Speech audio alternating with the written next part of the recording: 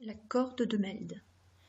Avec l'étape 1 de l'activité, nous avons vu que pour une fréquence imposée petit f, la corde était capable d'entrer en résonance pour certaines longueurs particulières. Il y avait formation d'un ou plusieurs fuseaux. Nous allons maintenant fixer la longueur grand L de la corde et déterminer si on peut mettre en évidence des modes propres, c'est-à-dire des fréquences particulières pour lesquelles la corde peut entrer en résonance. Pour cela, on a fixé une longueur de corde, 96,5 cm par exemple, et une tension particulière à l'aide de la masse marquée de 200 g qui est fixée à l'extrémité de la corde. Un GBF permet de régler la fréquence.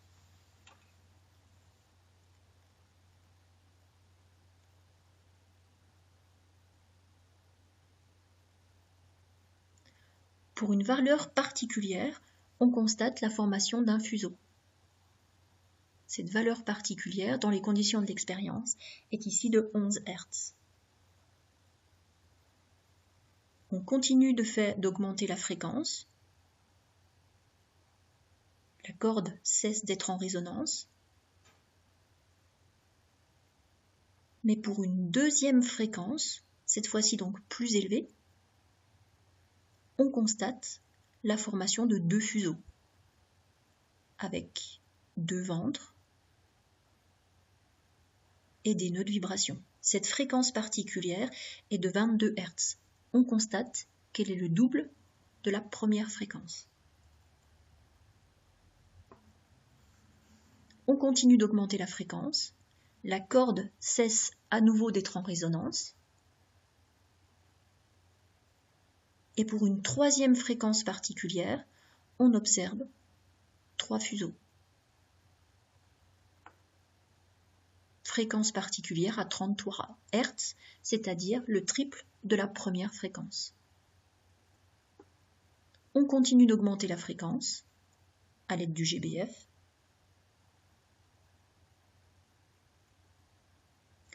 On peut mettre en évidence, cette fois-ci au niveau de la corde, 4 fuseaux.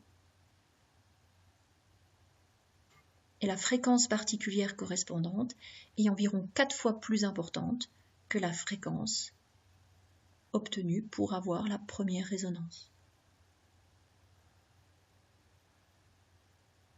Dernière fréquence pour laquelle on aura un phénomène de résonance, cette fois-ci avec 5 fuseaux et donc pour une valeur de 56 Hz. On constate donc que pour des fréquences particulières, appelées fréquences propres, il y a résonance de la corde. Ces fréquences particulières sont reliées à la valeur de la première fréquence F0 par la relation Fn égale n fois F0, où petit n est un nombre entier.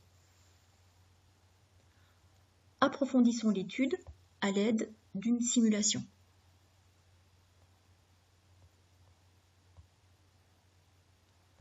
Pour une même longueur de corde, fixons une fréquence de 5 Hz et modifions la tension de la corde avec la masse marquée.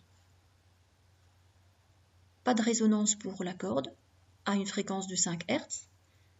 Par contre, lorsque la masse accrochée est de 36 g, donc pour une certaine tension, eh bien, on constate le phénomène de résonance. Avec deux nœuds de vibration et un ventre. Pour cette même tension de corde, on va maintenant modifier la fréquence et on retrouve un phénomène de résonance pour une fréquence double, avec cette fois-ci deux fuseaux et donc 3 nœuds de vibration et 2 ventres.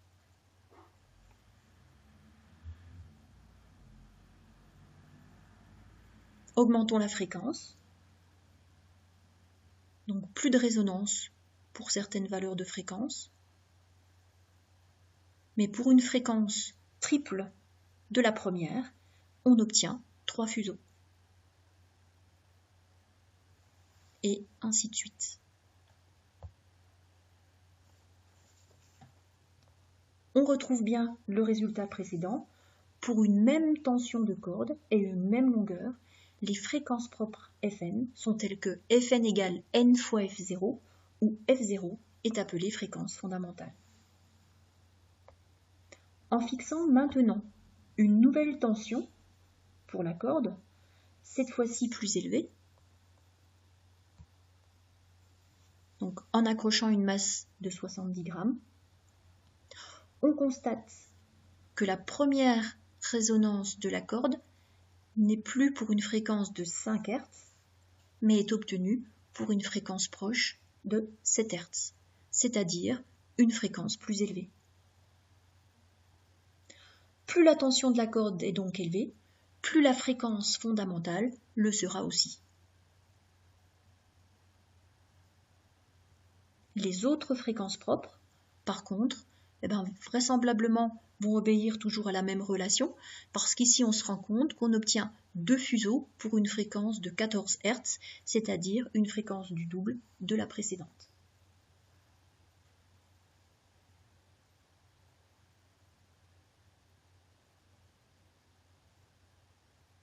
Pour une fréquence triple, on obtient 3 fuseaux, donc un autre phénomène de résonance, et ainsi de suite.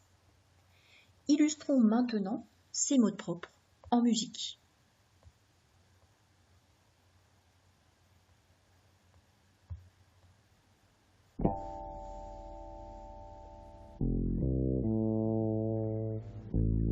On va demander à un des opérateurs d'osciller avec sa main et de chercher la fréquence de résonance, c'est-à-dire la fréquence pour laquelle on a un maximum de déplacement.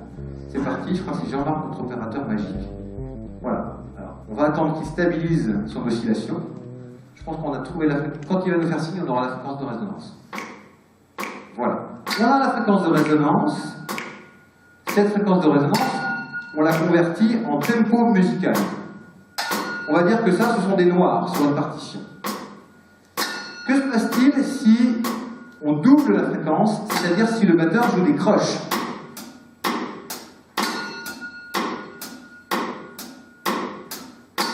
On va attendre que ça stabilise. Voilà, là on y est, c'est parfait. On a bien, cette fois-ci, il y a 2 fois la fréquence, 2 maximum. Un ici, un ici. Et au centre, ça ne bouge pas.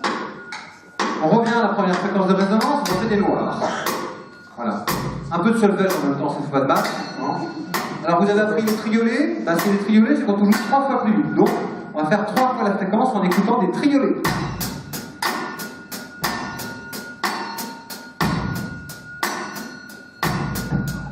Voilà, là je vais avoir des triolets, on attend un peu que ça se stabilise, parfait, j'ai un maximum, 2 maximum, je l'évite, 3 maximum, on appelle ça des ventres, et j'ai 2 minimum au centre, j'appelle ça des nœuds. On revient à la fréquence fondamentale.